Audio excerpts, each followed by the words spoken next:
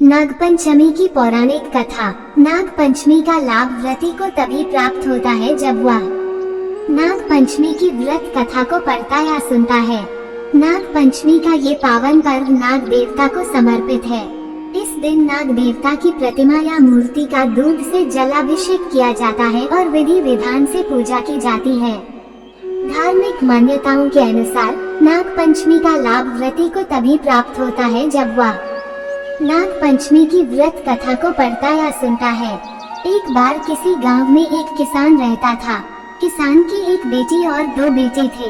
किसान बहुत मेहनती था। अपने परिवार को पालन पोषण के लिए वो खुद हल चलाता था। एक दिन हल जोतते हुए किसान ने गलती से एक नागिन के अंडों को कुचल दिया और सभी अंडे नष्ट हो गए।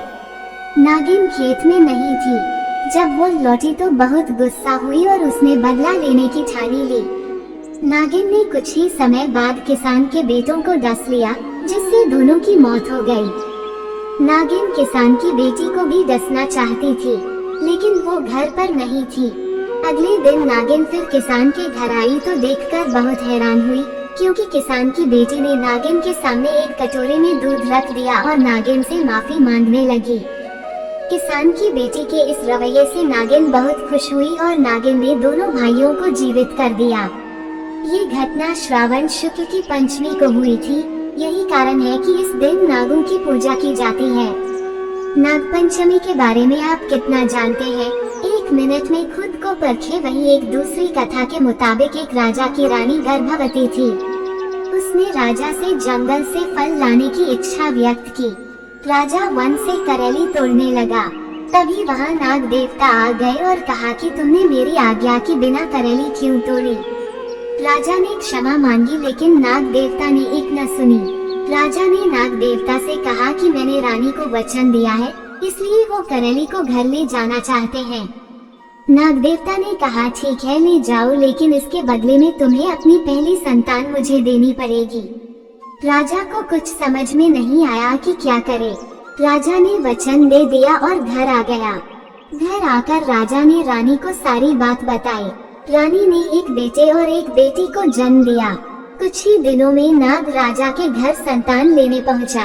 राजा ने कहा कि पहली संतान लड़की हुई थी, लड़की के मुंडन के बाद आना, तभी दूंगा। राजा की बात मानकर नाग वहां से चला गया।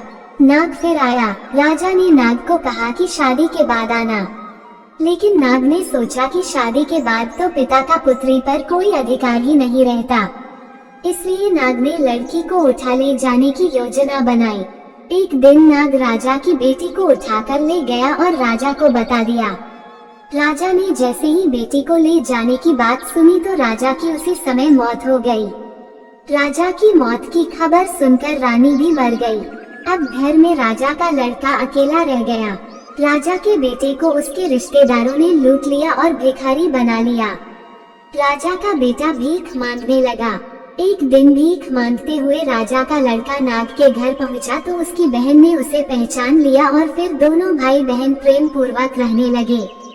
तभी से ये त्योहार मनाया जाता है।